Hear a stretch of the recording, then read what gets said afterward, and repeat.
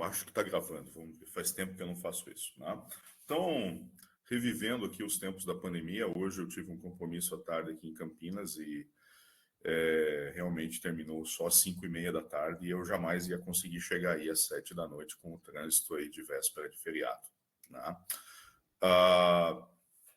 A ideia hoje é a gente falar um pouquinho aí, eu quero rever com vocês aí o que a gente viu a aula passada. Vocês são da turma que terminaram às 11 da noite, 10h30 da noite, vai, 10h30, 10h40. Então a gente não conseguiu progredir muito na aula passada no assunto de lei de Gauss. E eu quero rever com vocês, antes de falar sobre potencial elétrico, eu quero fazer uma revisão, né, do que a gente viu ontem e falar um pouquinho mais de lei de Gauss antes de a gente falar de potencial elétrico. Tá? Mas antes de mais nada, bom, eu não sei se eu estou falando com o aparelho, eu queria que vocês dessem um ok se vocês estão me ouvindo ou não. Eu não consigo ler mensagem enquanto estou apresentando, tá? Então, por favor, falem alguma coisa. Boa noite, professor. Eu consigo te escutar sim e consigo ver a tela, tá tudo certo. Oi? Eu tá consigo conseguindo te escutar ouvir? sim. Isso. Ah, perfeito, perfeito. Bom, então, tomando um caldo aqui para esquentar, que aqui tá frio. Mais spam. Bom, vamos lá. Deixa eu colocar esse... Antes de tudo, deixa eu colocar esse celular no vibracol para ele não ficar enchendo o saco. Tá? De novo, o pessoal fala que é banco. Você sabe o que eu falo essa hora? Eu falo que banco está fechado essa hora. Na aula passada, a gente falou sobre lei de Gauss. Vocês conseguem enxergar meu mouse aqui? Sim. Falem sim. Beleza. Assim. Tá, joia. Que enquanto eu tô enxergando a minha apresentação aqui, eu não consigo ver se o mouse está aparecendo para vocês. Bom, na aula passada a gente falou sobre lei de Gauss, né?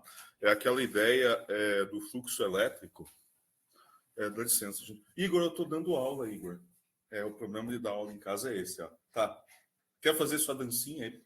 Eu estou gravando, isso aqui vai ficar feio. Gente, esse é meu filho mais velho. E aquele ali do lado com o time do mais novo. Igor, eu preciso dar aula. Filho, não, pede para a mamãe lá, tá tudo pronto. Desculpa, gente. Eu esqueci como é que era essa coisa na pandemia, mas vamos lá. Não me fecha aqui, cara. Ai, Deus. Mas tudo bem, vai. Deixei a chave pro outro lado, faz parte. Então, voltando aqui, depois disso, a gente viu que o fluxo do campo elétrico numa superfície fechada, o importante é isso. A gaussiana fala do fluxo do campo elétrico através de uma superfície fechada. Isso aqui, se você pensar naquela ideia de linhas de campo, né, isso aqui é proporcional ao número de linhas de campo que atravessa a superfície, que sai da superfície quando você tem carga positiva ou que entra na superfície quando você tem carga negativa. Tá? Então, essa aqui é conhecida como lei de Gauss. O importante aqui é que o lado direito é a carga que está dentro do volume, o nome certo, não é dentro da gaussiana, é dentro do volume delimitado pela superfície gaussiana.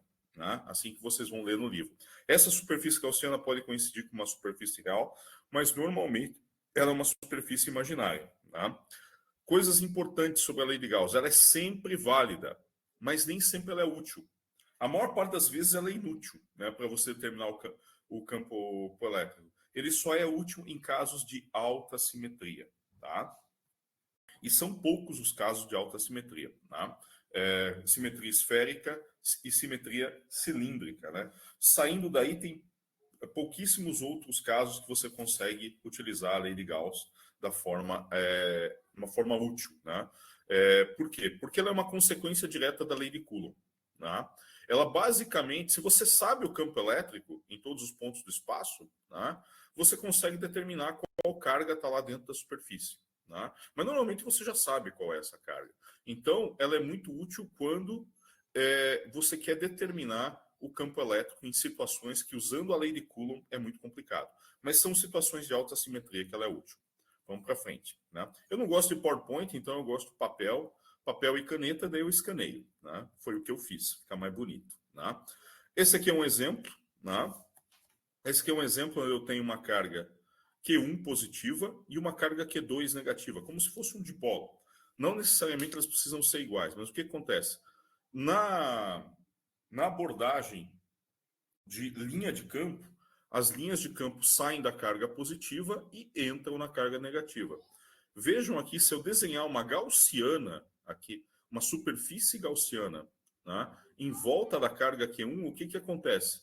O número de linhas que saem da superfície, né, é positivo, porque a gente tem uma carga positiva ali dentro. Né? Bom, como eu comentei há pouco, esse fluxo elétrico através da superfície fechada, né, ele é proporcional ao número de linhas de campo que saem ou entram da superfície gaussiana. Né? Tudo bem até aí, pessoal?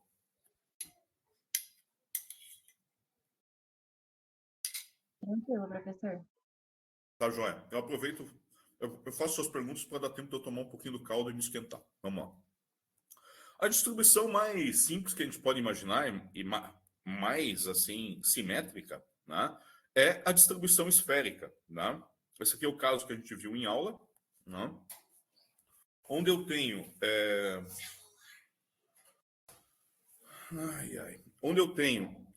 uma esfera de raio R, uma esfera dielétrica de raio R e uma densidade homogênea nessa esfera de carga. Né?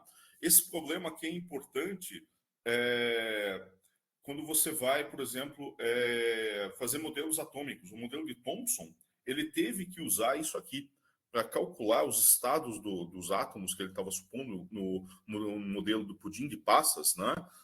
No modelo pudim de passas, a gente tinha que supor que o núcleo era uma esfera de raio R, uma esfera rígida de raio R, dielétrica, né? Com densidade homogênea.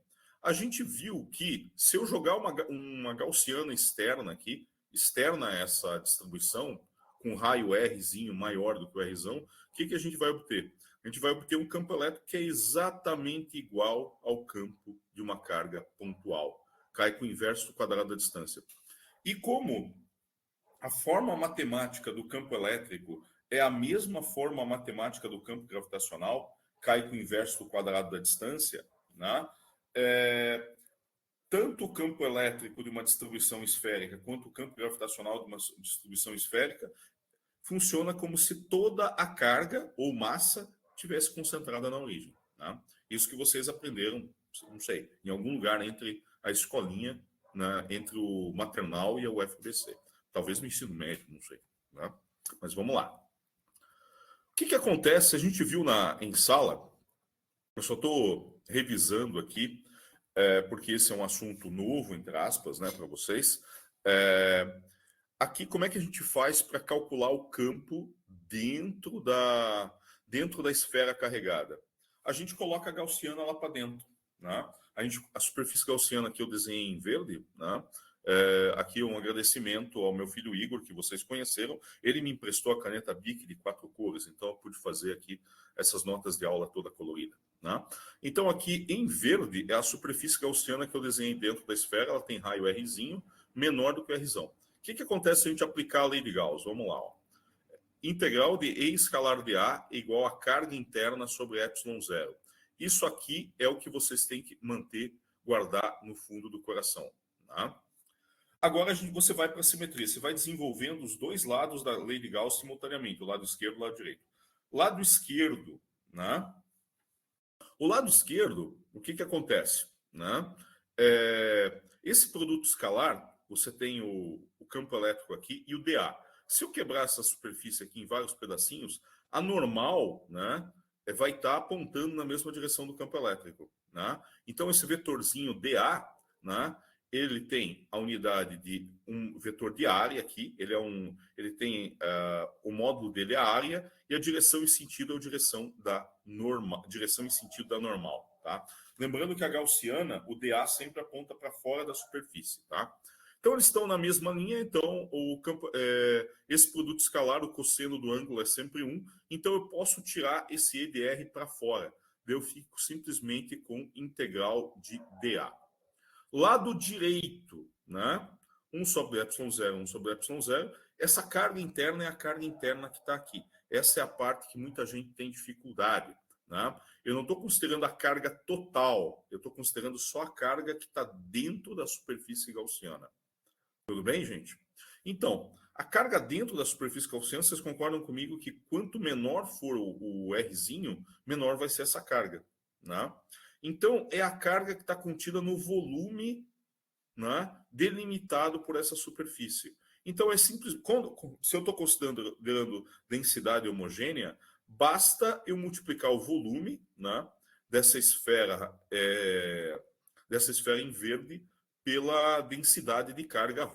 Né? Então, foi isso que eu fiz aqui. Quando eu rearranjo, obviamente, esse lado direito aqui, ó, esse lado esquerdo que eu estou apontando, ele é integral de dA, é a área superficial, né, dessa gaussiana aqui, e a gente sabe lá, aprendeu no ensino médio, ou em geometria analítica, ou em alguma outra disciplina lá, que a área de uma superfície esférica é 4πr². Quando eu junto a coisa toda, aparece um campo bem interessante aqui. Né? Se eu pegar a carga total, que é 4/3πρ Rzão ao cubo, eu chego nessa expressão aqui. Vejam que isso aqui é constante, isso aqui é constante, 1/4πε0 é o famoso K, e o Rzão é constante. A única coisa que varia aqui é o Rzinho. Então, à medida que eu caminho aqui dentro da esfera carregada, o campo vai variando. Veja que ele é linear com R, então ele é 0 aqui e atinge o valor máximo aqui na superfície. Né? Se eu fizer um gráfico, vejam que bem feito esse meu gráfico, né? Se você fizer um gráfico assim, para a professora Denise, do laboratório de vocês, ela vai passar um X, assim, ó. Mas isso aqui é só uma ilustração de gráfico, tá? Então, esse aqui é como o campo elétrico evolui em função da distância, né? Nessa situação específica, né? Aqui, quando você está no centro, o campo é 0, ele vai aumentando até chegar no valor máximo, e aqui ele decai com 1/r², que é aquela mesma dependência do campo de carga pontual. Tá? O que eu escrevi aqui do lado? Nós podemos ter outros casos de distribuição esférica. Por exemplo, eu posso ter um ρ que depende de R, né? que não é homogêneo e uniforme, né? Mas ele tem uma distribuição esférica, ele depende só do Rzinho. Eu posso ter um caso onde eu tenho uma densidade muito alta aqui no centro e a densidade vai caindo aqui. Pode ser uma função de R. Se vocês olharem algumas provas antigas, né? Uma ou outra prova antiga tem aqui o caso do campo elétrico de uma esfera carregada, onde esse ρ aqui depende de R. Nesse caso, como é que eu faço? O que é a primeira coisa que eu tenho que fazer? Né? Bom, no meu caso aqui, eu tomo um gole de caldo para esquentar a garganta. Não? E o que eu tenho que fazer? Eu tenho que calcular a carga interna desse jeitão. Eu não posso simplesmente multiplicar o ρ pelo V. Eu tenho que fazer integral de ρ de R dV. E quem é esse dV? Como o ρ depende só do R, esse dV aí vai ser o volume de uma casca de raio R e espessura de R. Então eu tenho 4πr², né, de área, e uma alturinha dr. Então eu pego 4πr² e multiplico por dr. Tá? Se você não tá convencido disso aqui, pegue V igual a 4/3 de πr ao cubo e derive dV dr. Vai dar exatamente isso aqui, ó.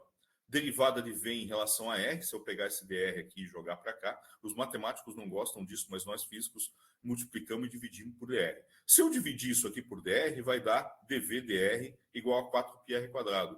Por quê? Porque o V é 4/3 de πr ao cubo. Tá bom? É só uma outra forma de ver. Eu prefiro ver como sendo uma casca de raio R, né? Então eu tenho a área da casca e o volume é essa área multiplicada pela altura. Tudo bem até aí, gente? Falem alguma coisa. Eu não consigo ver mensagem, tá? Tudo bem, professor. Estava deixando Tudo você bem, começar. tudo certo. Ah, beleza. Nossa, eu voltei aqui no Conferência Web e eu vi que tem 17 pessoas aqui. Tem mais participação online do que na sala de aula. Tudo bem, vamos fazer mais online. Tô brincando, tá? Hoje foi só um caso aí atípico, tá? Beleza. Bom, gente, se vocês tiverem dúvida, me parem aí, falem alguma coisa. Eu não consigo lidar com aquela mão levantada, não sei o que, não sei o que. Liga o microfone e fala, só não entendi nada, tá bom? Volta do início, né? Ou coisa assim, como vocês falam em sala de aula, tá? Eu estou olhando aqui para a apresentação, não estou olhando para a conferência web. Então vamos voltar aqui. Outra simetria importante é a simetria cilíndrica, né? O caso mais simples, assim, envolvendo simetria cilíndrica, é quando a gente tem um fio reto infinito. Esse caso, a gente pode tratar com lei de Coulomb, né? Numa das turmas, eu não sei se na de vocês ou na outra, apareceu uma pergunta, né, de um exercício, e eu resolvi o campo de um fio reto de comprimento L. Depois a gente jogou o fio reto de comprimento L para o infinito. Usando lei de Coulomb, a gente quebra em vários pedacinhos, calcula o campo num ponto, tal. É uma coisa que dá um trabalhinho. Com lei de Gauss é muito mais simples. A sacada da lei de Gauss, o que você precisa saber da lei de Gauss é sacar como ela funciona. Depois que você sacar como ela funciona, raramente você vai querer usar a lei de Coulomb para casos de alta simetria. A menos que peça, aí você é obrigado a usar. Mas como é que funciona aqui? A uma dada distância R, você tem um campo que é perpendicular ao fio, né? Então, e ele só depende da distância R, né? Então ele está sempre apontando nessa direção. E se eu girar em volta desse fio, você tem aí uma simetria de rotação em torno desse eixo. E a gente chama essa simetria de rotação em torno do eixo de simetria cilíndrica, né? Então, se você tem uma simetria cilíndrica, obviamente a gaussiana que você vai desenhar nesse caso é uma gaussiana cilíndrica, né? Então eu desenhei esse cilindro aqui, né? A parte central do cilindro coincide, né, com o fio reto infinito, né? Então eu tenho esse cilindro aqui de raio R, se eu não me engano, em sala de aula eu chamei isso aqui de Y, né? O raio é meu, eu chamo da letra que eu quiser. Podia chamar de banana, maçã. Vocês também podem chamar de qualquer coisa. Eu resolvi chamar de R, né? Então aqui eu tenho um cilindro de raio R e comprimento Lzão, tá? E eu tenho que aplicar a lei de Gauss aqui, né? Para aplicar a lei de Gauss, como é que a gente faz? A gente sabe que a integral na superfície fechada de E escalar de A, isso é o fluxo. O fluxo nessa superfície fechada tem que ser igual à carga contida no interior dessa superfície, no volume delimitado pela superfície gaussiana, né? Dividido por ε0. Aí a gente desenvolve as coisas um lado de cada vez. Aqui, no lado esquerdo, o campo elétrico escalar dA, o campo elétrico é o mesmo em todos os pontos, né? Em todos os pontos da superfície de revolução. Vejam que você tem duas tampas aqui. Mas o que acontece nessas tampas? Em sala de aula eu mostrei que o que acontece é que o fluxo nessas tampas aqui é zero, né? Vejam que nenhuma linha de campo, as linhas de campo estão assim, ó. Elas vão aqui para cá. As linhas de campo estão assim. Então, nenhuma linha de campo atravessa essa superfície, né? A outra maneira de entender é que o E escalar dA, o dA está apontando para cá, ó, o campo está apontando para cá. Então, o produto escalar dos dois é zero. Nessa outra superfície, nessa outra tampa aqui é a mesma coisa. O campo aponta para cá e o dA aponta para cá. Tudo bem, gente? Falem alguma coisa. Alguém fala tudo bem. Eu não achar que eu estou falando com a parede. Ah, beleza. Podem falar. Ah, acho que meu. O que eu fiz aqui? Eita. Ah, não. Nossa senhora. Eu quis aumentar o volume e fiz sei lá o que aqui. Deixa eu aumentar o volume aqui com o mouse.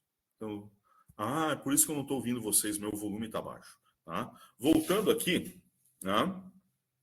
O lado esquerdo da EDR vezes integral de dA. Eu estou considerando só a superfície de revolução. Por quê? Nas tampas o fluxo é zero. De fato, essa integral fechada são 3 integrais. A integral nessa tampa, a integral nessa outra tampa e a integral de revolução. Eu só preciso me preocupar com a integral de revolução aqui, né?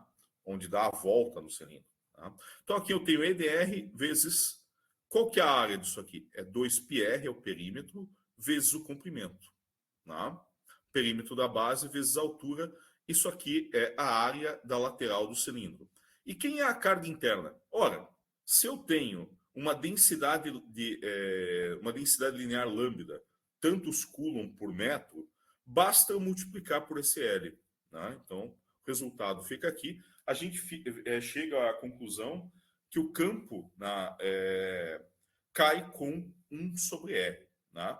A mesma conclusão que a gente teve, que a gente chegou usando a lei de Coulomb. Mas usando a lei de Coulomb dá muito mais trabalho. Vejam que aqui, qual foi o meu trabalho? Fazer um desenho, né?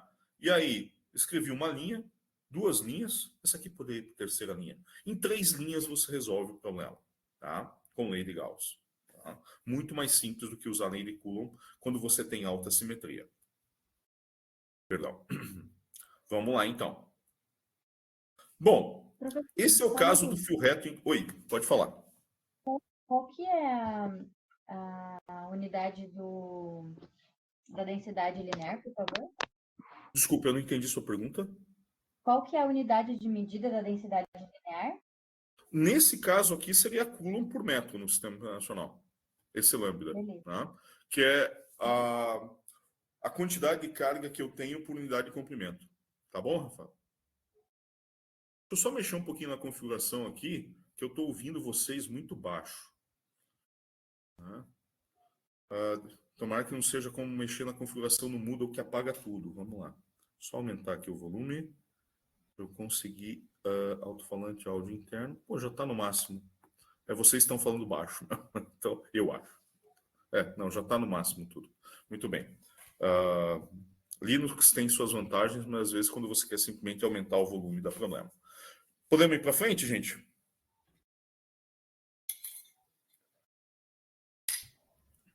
Podemos. Gente, eu não consigo ver mensagem, tá? Então não adianta escrever. Beleza. Bom, estou indo para frente então. Vamos lá. Outro caso de simetria cilíndrica, né, é o caso semelhante ao da esfera carregada com densidade homogênea. Só que aqui, para eu poder utilizar a minha simetria, eu tenho que considerar um cilindro muito longo, tá? Com densidade de carga ρ. Então, aqui eu tenho um cilindro de comprimento Lzinho e raio Rzão, né? Onde Rzão é muito menor do que o L. Né? Por que eu tenho que considerar isso? Se o meu R for comparável ao L, né, eu não tenho campo, né, sempre na mesma direção aqui. Eu vou ter o quê? Eu vou ter campo fazendo isso aqui e campo fazendo isso aqui. Mas quando o Rzinho, né, é muito menor do que o L, eu posso considerar, né, em primeira aproximação aqui, que eu tenho um cilindro ideal, né, e o campo é só campo axial. Né, ou seja, professor, né, do eixo. Tá? Eu vi que o Igor falou alguma coisa aqui, mas eu não ouvi nada. Isso seria aquele efeito de borda que você comentou da não última vez? Não ouvir, Igor. Opa, peraí. Vixe. Deixa eu mudar minha configuração de som aqui, que pode ser isso. Ai. Está muito baixo, será o microfone? Opa, não, agora eu estou ouvindo. Melhorou? Agora eu estou ouvindo bem. Pode falar. E efeito de borda que você tinha comentado? Isso tem a ver com o efeito de borda que eu tinha comentado, né? Os resultados que a gente obtém aqui, né, quando eu pego um cilindro muito longo, não valem perto da borda, porque perto da borda o campo vai fazer assim, ó. Uhum.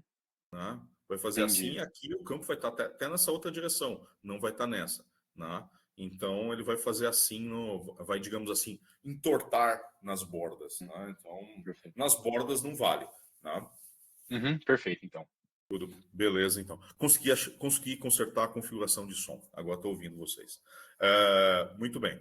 O que acontece aqui com o Rzinho maior do que o R? A gente desenha, eu não vou repetir aqui o que eu fiz em sala de aula, é a mesma coisa ali Nossa, eu estava apontando para cima como se estivesse para cima ali, mas é a mesma coisa que a gente tinha feito aqui no fio reto infinito. Tá? No fio reto infinito. Opa, não, esse aqui é. Aqui, eita.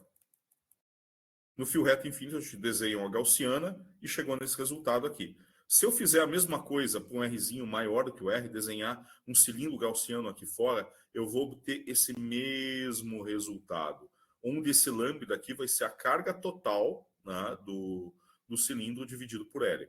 O interessante aqui, bom, tudo funciona como se a carga tivesse concentrada no fio, né? Quando você está fora do cilindro. É muito interessante. Quando você está fora do cilindro, não interessa qual é a distribuição de carga ali dentro do cilindro. Tudo se comporta como se fosse um fio reto infinito, um fio reto muito longo. Tá? Agora, o interessante aqui é determinar o campo dentro do fio. Dentro do fio aqui a história é outra. Né? Você tem que desenhar uma gaussiana aqui dentro. Né? Eu desenhei em verde aqui a gaussiana. Né? Gaussianas sempre são verdes, né? Quando eu desenho. Tá? Então aqui eu desenho uma gaussiana em verde. Né? E aqui a gente tem que usar a lei de Gauss. Integral de E escalar de A igual a Qi sobre ε0. O lado esquerdo é igual ao fio reto infinito.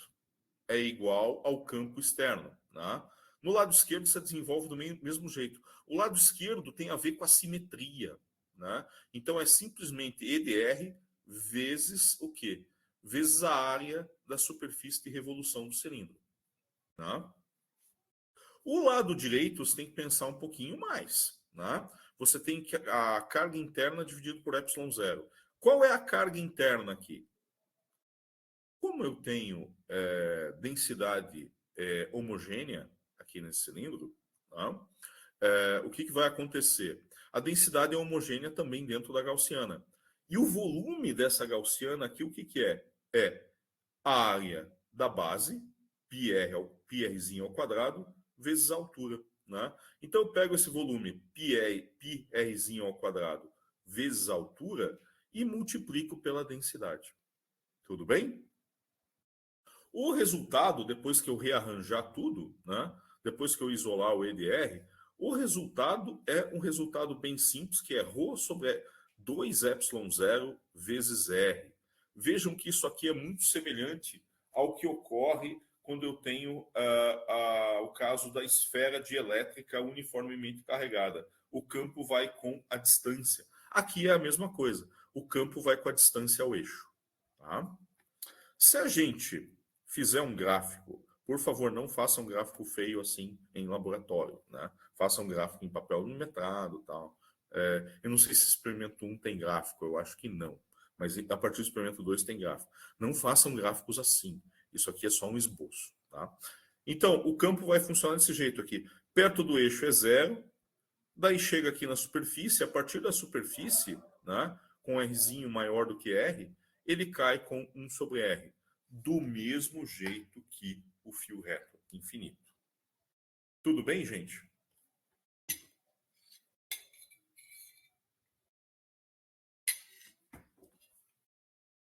Podemos ir para frente? Vocês têm alguma dúvida até aí? Então tá bom. Então vamos lá. Depois eu vou disponibilizar esses meus rabiscos aqui para vocês. Eu estou gravando essa aula também. Né? Então sorria, você está sendo filmado. Quais outras situações podem ocorrer com simetria cilíndrica? O ρ pode depender da distância ao eixo. Mesmo assim, você pode continuar tendo simetria cilíndrica. Nesse caso, a carga interna aqui... Eita! Opa! Eu tenho que arranjar um mouse de verdade. Usar mouse do notebook não dá certo. Essa carga interna aqui que a gente pegou simplesmente o volumezinho e multiplicou pelo ρ, como é que eu tenho que calcular? Eu tenho que calcular ela como sendo integral de ρ dv. E quem é esse dv? Eu tenho que fazer integral com cascas cilíndricas. Então eu pego uma casquinha de raio R, né? Aí faço o que? De fato, você tem que dar outro nome para a variável. Raio T, né? E espessura dt. Tá? E aí você faz esse dv. E aí integra dentro da sua gaussiana. Tá? Então, quando o ρ depende de R, você tem que tomar muito cuidado quando você vai fazer o quê? Quando você vai calcular a carga interna gaussiana. Um ou outro problema em provas passadas surgiram dessa forma, mas aí é um pouquinho mais complicado calcular, mas não é nada do outro mundo. Né? Vamos lá, então. Agora eu quero falar de uma outra coisa, que é o seguinte. Né? Eu acho que na turma de vocês eu não cheguei a comentar isso. É o caso que a gente tem condutor carregado. Né? Num condutor carregado, aqui eu desenhei um mamão, só que um mamão condutor. Né? Um mamão condutor com cargas negativas. Então, se isso aqui for um condutor com cargas negativas, o que vai acontecer? Quando essa coisa entrar em equilíbrio eletrostático, né, os elétrons vão tentar ficar o mais longe possível um do outro. Né? Significa que os elétrons vão... O excesso de carga vai para a superfície. Né? O excesso de carga indo para a superfície, né, o que vai acontecer com o campo elétrico aqui dentro? Tá? A lei de Gauss pode nos dar uma dica disso. Se você desenhar uma gaussiana aqui dentro, olha só que louco, ficou parecendo um abacate. Né? Eu desenhei aqui, acabei desenhando um abacate carregado, esse aqui parece a semente, a gaussiana ficou parecendo a semente do abacate, agora que eu percebi. Né? Então, vamos mudar de mamão para abacate carregado. Né? Então, tenho aqui um condutor carregado, desenhei uma gaussiana aqui dentro. Tem que valer isso aqui, ó. Integral de E escalar de A igual a carga interna sobre ε0. Só que se todo o excesso de carga está na superfície, né? Agora eu vou fazer uma pergunta, eu vou querer que vocês respondam. Qual a carga que eu tenho aqui dentro da superfície gaussiana? Ou seja, no volume delimitado pela superfície gaussiana.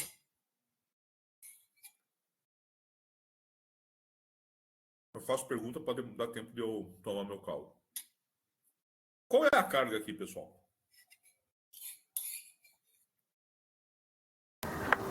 Zero, talvez. Exatamente.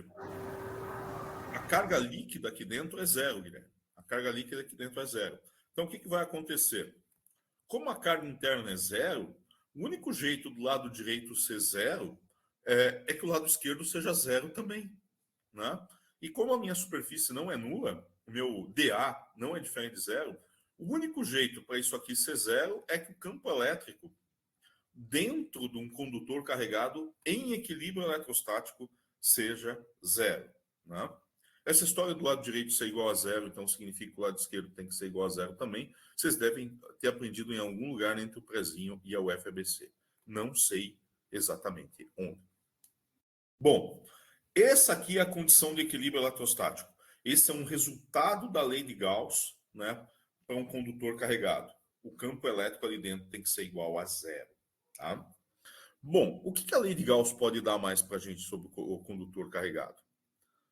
Eu posso tentar entender qual é o campo elétrico, o campo externo. O campo interno é zero, mas e o campo externo? Eu posso tentar calcular o campo externo logo acima da superfície do condutor. Como é que eu posso fazer isso? Né? Que simetria eu tenho aí? Uma simetria abacatoide? Né? A simetria aí não importa. Por quê? Você vai pegar uma superfície gaussiana tão pequena quanto se queira. Eu resolvi desenhar aqui um cilindro, mas podia ter desenhado uma outra coisa. Eu desenhei aqui um cilindro que entra dentro do condutor. Lembra que aqui o campo interno é zero, né? E meu cilindro gaussiano entra dentro do condutor e sai para fora. E aqui eu tenho um campo elétrico normal à superfície. Por que o campo elétrico aqui é normal à superfície? Ora, se eu tiver... Vocês concordam comigo que se eu tiver um condutor carregado e tiver campo elétrico no plano da superfície, as cargas não vão se mover?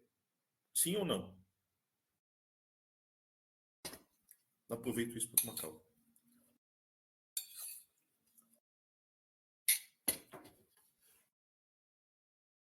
Ninguém respondeu, dá para tomar mais calma. E aí, pessoal? O que vai acontecer com o campo elétrico na superfície se ele for diferente de zero?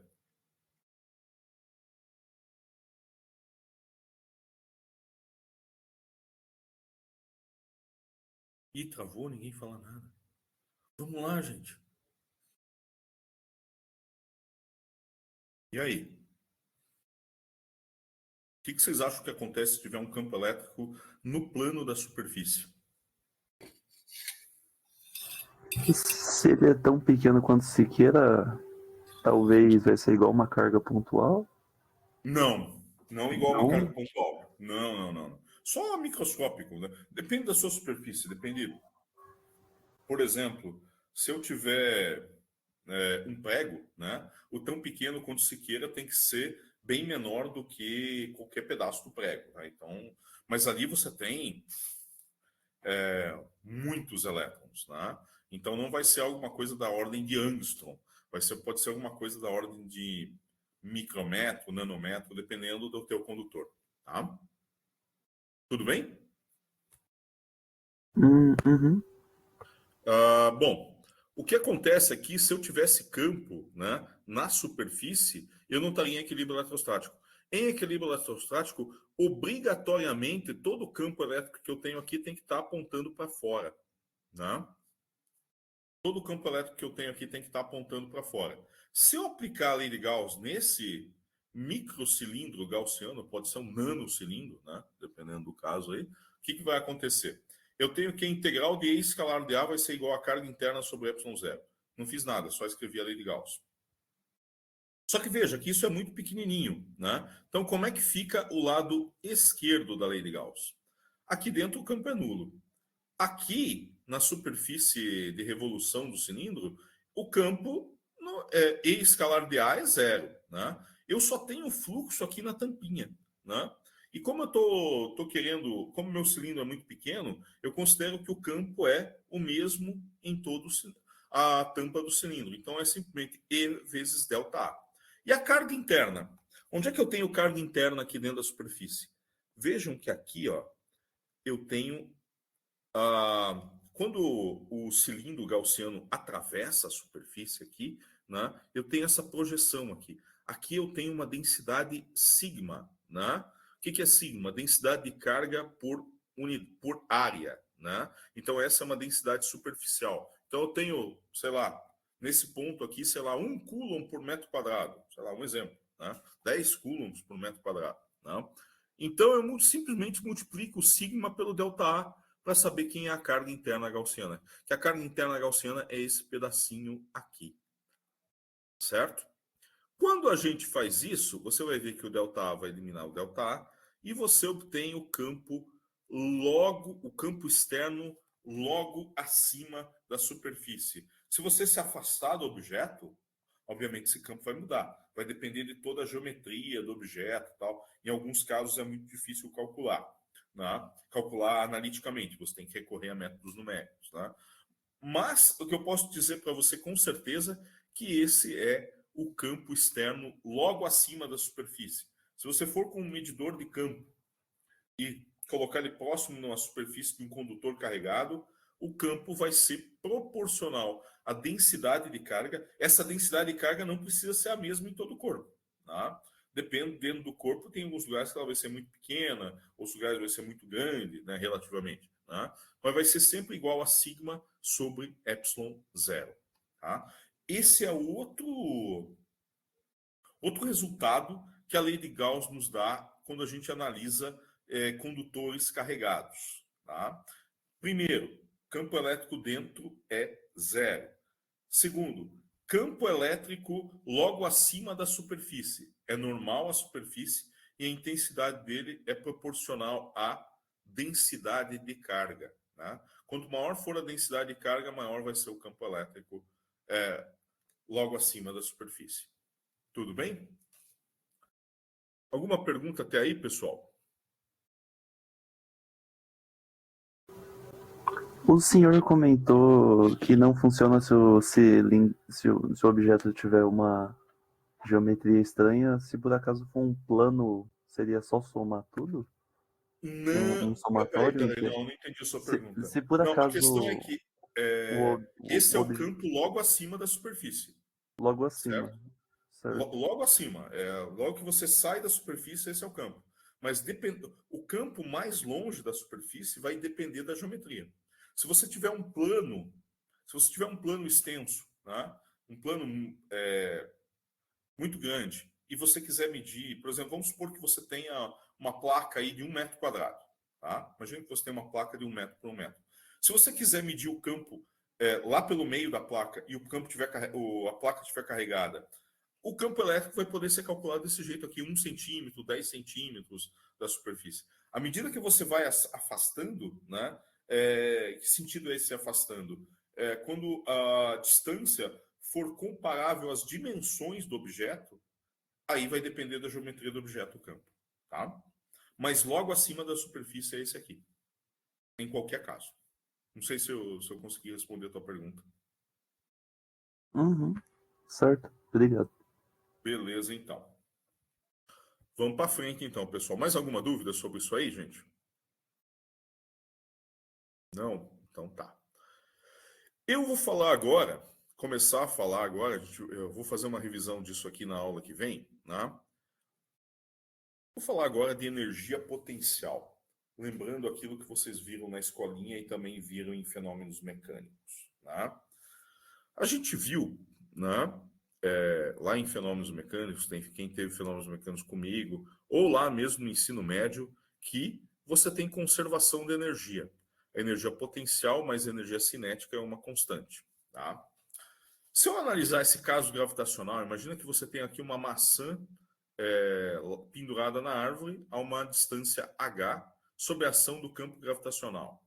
Uma hora essa maçã vai se desprender e ela vai ser acelerada pelo campo gravitacional e vai chegar aqui no chão com uma velocidade VF. Né? Eu não preciso saber de todos os detalhes desse movimento.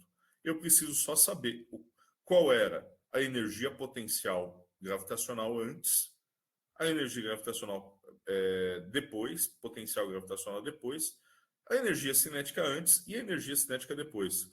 Quando eu igualo tudo isso aqui, né, eu encontro a energia cinética. E a energia cinética ela é proporcional à variação da energia potencial. Tá?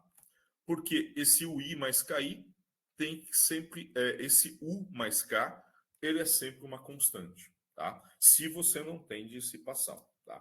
Quando você tem dissipação, aí você está falando aí de geração de calor, aí é fenômenos térmicos, aí eu não sou muito fenômenos térmicos, mas enfim, é a parte da física assim que você tem que usar mais coisas empíricas do que deduções lógicas, tá? Mas vamos lá. Se eu não tiver uma maçã numa árvore, mas se eu tiver algo deslizando de uma rampa, vai ser exatamente a mesma coisa, né? A variação da energia potencial vai ser igual à variação da energia cinética, né? Aqui eu tenho uma variação da energia potencial e a energia cinética vai de 0 até um valor Kb, e aqui a energia potencial vai de mgh para 0. Exatamente como no caso da nossa... o caso da nossa árvore. Não vou usar o mouse tão rápido. Tá? Isso aqui eu acredito que vocês estão bem familiarizados, mesmo quem tirou D em fenômenos mecânicos deve entender isso aqui, eu espero. Tá? Tudo bem, pessoal? Posso ir para frente?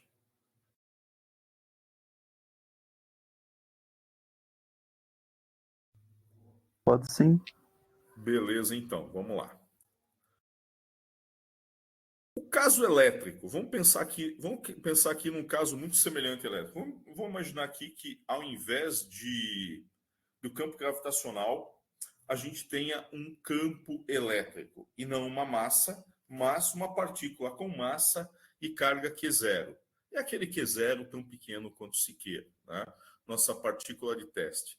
Se eu abandonar o Q0 aqui no ponto B, o que vai acontecer? Né? O Q0 é positivo. Ele vai ser acelerado pelo campo e vai chegar aqui com uma velocidade diferente de 0. Né? Eu vou transformar, da mesma forma que o caso gravitacional, eu transformo energia potencial em energia cinética. Qual é a energia potencial aqui em B, né? Comparado com A?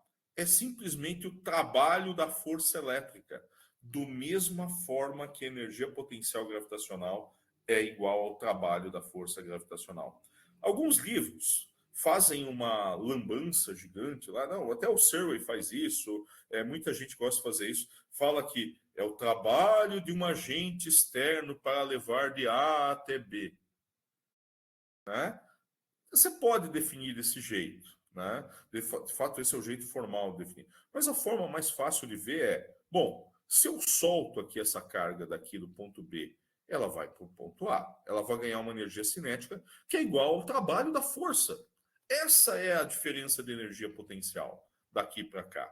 É o trabalho da própria força, sem falar, aí você não precisa falar de agente externo, tá? Que todo mundo confunde com aquele sinal negativo e tal. Vejam que esse ΔU aqui, se você olhar lá no Survey, tá menos integral de A até B. Ou seja, é o negativo do trabalho de A até B. Pô, o negativo do trabalho de A até B é o trabalho de B até A.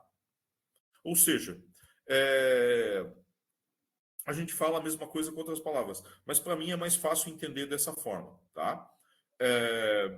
A energia potencial aqui, né, a diferença de energia potencial em B é o trabalho da própria força elétrica de B até A, que você calcula desse jeitão, tá? E se eu pegar a força elétrica, que é Q0 vezes Z, aqui é a força elétrica sobre a nossa carga de prova, a gente vê que eu posso escrever isso aqui como sendo minha variação de energia potencial, eu posso escrever como sendo um Q0 vezes ΔV, né? Onde esse ΔV aqui a gente vai chamar de diferença de potencial elétrico, né? E basicamente, o que ele é? É o trabalho por unidade de carga, tá? Ou energia por unidade. Você pode entender como energia por unidade de carga. A unidade dele no sistema internacional, desse ΔV, se chama volt. De fato, se você pegar aqui a unidade de trabalho ou energia dividir por carga, você vai ver que é joule por coulomb. Mas é isso que significa volt. Um volt é 1 joule por 1 coulomb. Né? Para a gente tentar entender aí o que significa essa diferença de potencial, eu coloquei um exemplo simples aqui. Né? Não sei se vocês vão achar simples. Né? Imagine que eu tenho uma situação aqui. Deixa eu diminuir um pouquinho para todo mundo ver isso aqui. Não dá para ver. Tá. Ah, dá para ver sim. Eu que desenhei pequeno. Tá? Imagine que eu tenho aqui uma situação onde eu tenho linhas equipotenciais. Então, nessa linha aqui eu tenho um potencial, nessa linha aqui eu tenho um potencial, nessa outra linha aqui eu tenho um outro potencial elétrico. Né? As linhas de campo do campo elétrico, elas são sempre perpendiculares às linhas equipotenciais. Equipotencial significa linha de mesmo potencial. Tá? Então, se eu abandonar uma carga mais Q aqui nesse ponto B, ela chegar aqui nesse ponto A, né, ela vai chegar aqui nesse ponto A com uma dada energia cinética que é a carga vezes a diferença de potencial. Esse é o significado da diferença de potencial. Eu vou dar um exemplo bem prático aqui. Imagine que você pegue uma pilha, né? Imagine que você pegue uma pilha de 1,5 volt, né? Imagine que você pega uma pilha de 1,5 volt e aí aqui dentro do vácuo, né? Pode ser um invólucro de lâmpada incandescente, né? Você tem duas barrinhas de metal, né? E você tem um elétron aqui que por aquecimento aqui saiu aqui dessa barra. Se ele sair daqui com velocidade próxima de zero, só um momentinho. Eu coloco lá para você, vai. Tchau. Só um momentinho. Igor, já comeu? Tá. Gente, deixa eu só liberar o celular aqui para o meu filho. Desculpem de novo. Tá? Quando vocês tiverem filho, esse aqui é um ótimo aplicativo. Tá? Ele acha que tem um celular, só que não. Peraí. Vamos lá. Deixa eu desbloquear o outro para bloquear. Vamos lá. E só um momentinho aí, gente. Pronto. Ah, não era para dar 2 horas hoje, né? Ele está de castigo, então 55 minutos. Só um momentinho aí, gente. Pronto, vamos lá. Então, imagine que você tem aqui um terminal que está aquecido no vácuo aqui. Então, eu tenho um elétron que sai daqui. Se eu conectar esses terminais numa pilha, aquela pilha Duracell lá que dá 1,5 volt, o que significa esse 1,5 volt? Né? Nesse exemplo aqui, vai significar a energia cinética do elétron. Né? Se eu pegar a carga do elétron e multiplicar pelo ΔV, eu vou encontrar a fantástica energia de 2,4 vezes 10 na menos 19 Joule.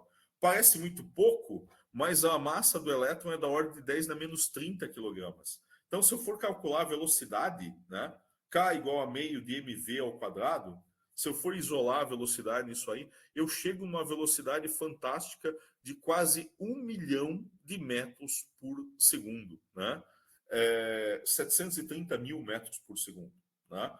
Com uma pilha de 1,5 volt você consegue fazer isso. Você consegue fazer um elétron chegar numa velocidade de 730 mil metros por segundo. Né? Antes de trabalhar na UFABC, eu trabalhei no Laboratório 5, eu estou em Campinas, né? E agora eles têm um acelerador mais novo. Eu trabalhei com o acelerador mais velho, né? Mas agora eles têm um acelerador de elétrons mais novo, que tem mais energia. Né? O antigo dava, eu acho que dava 500 MeV, alguma coisa assim. O novo chega a uma energia, consegue fazer com que o elétron tenha uma energia cinética de gigavolt. Né? Isso aqui é uma unidade de energia quando você multiplica pela carga do elétron. Então, isso aqui se chama GeV, gigaelectronvolt. Isso é energia de 3 vezes 10 na 9 electronvolt. É um elétron numa diferença de potencial de 3 bilhões de volts. Né? A sua pilha dá 1,5 volt. Né? O Laboratório Síncrotron aqui em Campinas consegue te dar uma diferença de potencial de 3 bilhões de volts. Né? Isso dentro do vácuo tal, e depois de vários processos de aceleração, essa é a energia cinética do elétron. Se você converter em velocidade, a velocidade é tão grande que você não consegue mais usar aquela expressão K igual a meio de mv ao quadrado. Você tem que usar uma expressão relativística, porque a velocidade do elétron chega perto à velocidade da luz. Tá? Então, isso é só para vocês terem uma ideia o que significa essa história de diferença de potencial. Tudo bem, pessoal?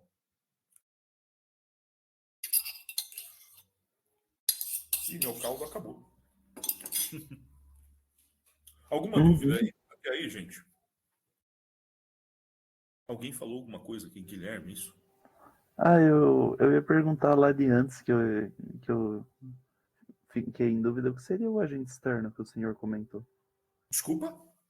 O que seria o agente externo que o senhor comentou? O campo elétrico? Aqui, ó, vamos lá. Vamos Ele voltar tem um aqui. nome? Ele não é nomeado? Ao invés de você calcular desse jeitão aqui, ao invés de você tá vendo o mouse, né? Ao invés de você calcular desse jeito aqui, integral de B até A, de E escalar ds, o livro coloca menos integral de A até B. Como você pegasse um campo elétrico ao inverso, ou seja, um agente externo, levasse de A até B. Basicamente é o seguinte, né? Se você pensar no campo gravitacional, né, você pode calcular a energia potencial num dado ponto, de um dado objeto, por exemplo, dessa colher. Se você soltar e deixar ela cair, você consegue calcular qual é a energia cinética final. Esse é um jeito. O outro jeito é você pegar um agente externo que dá uma força contrária ao movimento e calcular o trabalho desse agente externo. E aí dizer que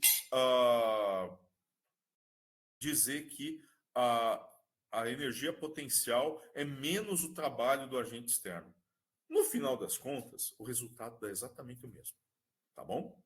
O jeito que está no livro é essa coisa aí que fala de agente externo, não sei o quê. Mas eu não costumo falar desse jeito, porque a experiência que eu tenho, todo mundo fica confuso com essa história de agente externo. Tá? Tudo bem? Entendi. A força meio que para erguer alguma coisa é a mesma que ela... o resultado final é o mesmo. cair, né? O resultado final é o mesmo. tá? Mas eu percebi que todo mundo fica confuso com esse sinal, tal, e acaba se embananando mais do que realmente entendendo. Tá? Eu fiquei confuso só do senhor citar. Oi? Eu fiquei confuso só do senhor citar. Ah, tá. Então Mas tá bom, nem deveria ter obrigado. citado, nem deveria ter citado. Vamos lá para frente, então. Bom, agora eu vou pegar o caso, né, do potencial elétrico de uma carga pontual. A gente viu até agora a diferença de potencial. De fato, eu até peguei ali o caso de campo elétrico homogêneo e uniforme. Como é que funciona quando a gente tem uma carga pontual, né? Imagine que eu tenho uma carga pontual Qzinho aqui, né? Ela está gerando o campo. Então, a uma distância R, num ponto P, eu tenho um campo elétrico E, certo? O que vai acontecer, né? Vamos raciocinar aqui. O que vai acontecer se eu colocar uma carga de prova mais que zero nesse ponto P? Se eu soltar uma carga de prova Q0 nesse ponto P. Ele vai fluindo pelo mesmo Ela vai vetor ser de campo repelida. elétrico? Vai ser repelida e vai ganhar uma energia cinética. Quanto mais longe, menor é a energia potencial. Né? A gente costuma dizer que no infinito a energia potencial é zero. Então a energia cinética que essa coisa adquirir no infinito é a minha energia potencial do Q0 ali, ó. Então, ó, como eu coloquei aqui, ó, colocando, nossa, minha letra é ruim pra caramba, hein? Colocando uma carga de prova Q0 no ponto P, aqui, ó, qual seria a sua energia cinética K no infinito? Vamos calcular isso aí. Tá? Bom, eu poderia calcular, dizer que isso aqui é o potencial em R menos o potencial no infinito, ou o trabalho de R para infinito. Como é que eu calculo o trabalho de ir do ponto R aqui até o infinito? É o produto escalar da força pelo dr. Eu posso seguir a mesma linha aqui do R para o infinito. Ou posso seguir uma trajetória completamente louca. Né? Tanto faz. Né? O que importa é que esse produto escalar aqui dá um dr. Né? Bom, quando eu faço isso, né? Quando eu faço isso, o que vai acontecer? O Q0 vai para fora, o KQ podia ir para fora também. Eu fico na prática com integral de 1 sobre R quadrado vezes dr. De R até infinito. Isso aqui é R na menos 2 dr. Quanto é a integral de x na menos 2 dx, gente? É x na menos 1 dividido por menos 1, ou seja, menos 1 sobre R. Quando eu colocar os limites de integração aqui, o que vai acontecer? No infinito, isso aqui vai dar zero. Como esse aqui é o limite inferior de integração, vai dar menos com menos mais, e eu chego nessa energia potencial da minha carga de prova. Né?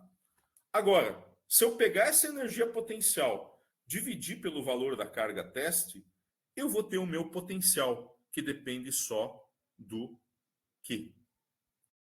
Tudo bem, gente? Deu para entender isso aí?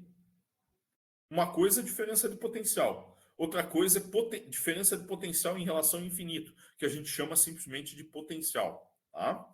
Então, se eu pegar agora uma carga qualquer, multiplicar por esse potencial aqui, eu sei qual vai ser a energia cinética desse cara no infinito. Tudo bem? Deu para entender isso aí?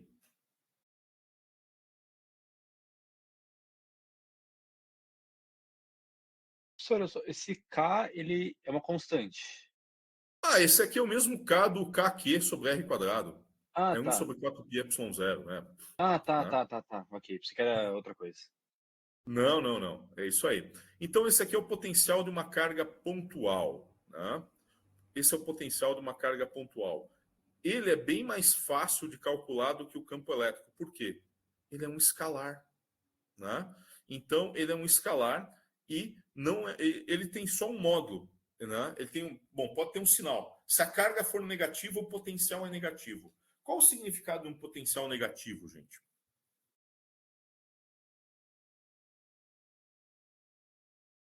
Ele está sendo atraído. Exatamente, ele está sendo atraído. Se eu tiver uma carga negativa, uma carga pontual negativa, eu vou ter um potencial negativo. Né? E aí, se eu colocar uma carga de prova nesse potencial negativo ele vai ser atraído. Tá? Então, daí o que significa o potencial? O potencial significa a energia cinética que eu tenho que dar para ele escapar, né, daquele campo. Tá? É como aquela história de velocidade de escape na Terra. Tá? Eu tenho que dar uma velocidade tal que eu consiga escapar do campo gravitacional. Quando a carga é negativa, o módulo do potencial significa, multiplicado pela carga, qual a energia cinética que eu tenho que dar para esse cara escapar do campo. Tá? Grosso modo é isso. Tá? O livro dá outras interpretações, mas a interpretação do livro sempre envolve aquele agente externo, misterioso, e todo mundo fica confuso pra caramba. Até eu. Né? E quem fala que não fica confuso para aquilo lá está mentindo e não entendeu nada. Tá? Tudo bem, gente? Deu para entender aí o que é o potencial de uma carga pontual? Deu sim, tudo certo. Beleza, então. Bom, a gente acabou falando rápido porque vocês não estão me interrompendo, né? Normalmente 9, 10 páginas eu costumo levar 2 horas para falar, né? Mas a gente acabou sendo mais rápido e aqui eu já cheguei aqui no potencial de 2 cargas, né? Quando você tem 2 cargas, né? O que acontece? Quando você tem 2 cargas pontuais, como eu coloquei aqui, carga Q1 e carga Q2, né? Só que nesse ponto aqui vai gerar um campo E que é igual à soma vetorial de outros do campo E1 mais o campo E2. Se a gente fizer a mesma coisa aqui... Eita! Eu não vou usar o mouse mais aqui. Se a gente fizer a mesma coisa aqui, colocar uma carga de prova, né? Colocar uma carga de prova nesse campo elétrico, o que vai acontecer? Eu vou ter a mesma integral de E escalar dr aqui, né? Só que eu vou ter 2 integrais. Uma integral vai virar 2. E o resultado dessas 2 integrais é Kq1 sobre R1 e Kq2 sobre R2. Tá? Existe uma facilidade de trabalhar com potencial que, quando você trabalha com campo elétrico, você tem que fazer soma vetorial. Agora, os potenciais de 2 cargas pontuais é uma soma simples. Tá? Vocês acham mais fácil somar vetor ou somar escalares? É bem mais fácil somar escalares. Pelo menos eu acho mais fácil. Né? Mas eu acho vetor fácil também. Né? Então, tudo é fácil nessa disciplina. Né? Quem fala que é difícil está fazendo propaganda enganosa da disciplina. Né? De fato, essa disciplina é bem simples. Né? Tanto que eu dou ela todo quadrimestre desde 2008. Né? Então, o que acontece aqui é que você tem a soma, né, do potencial devido à carga Q1 com o potencial devido à carga Q2. O que vai acontecer se eu colocar uma terceira carga aí, gente? O que vocês acham que acontece?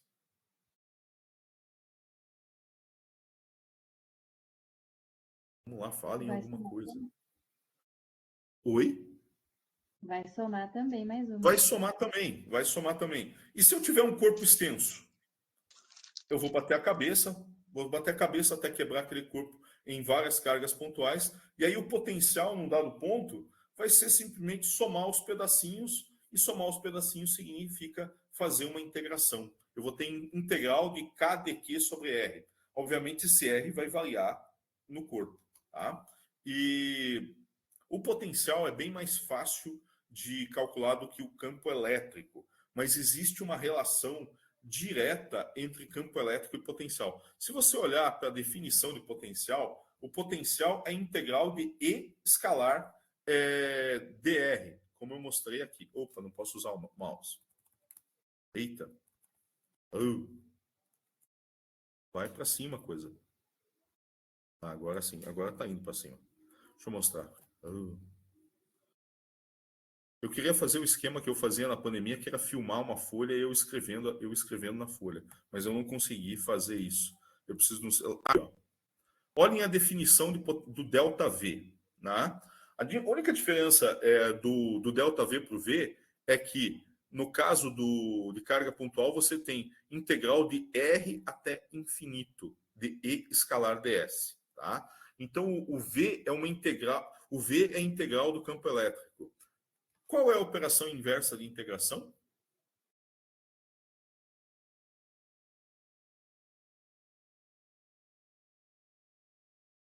derivação?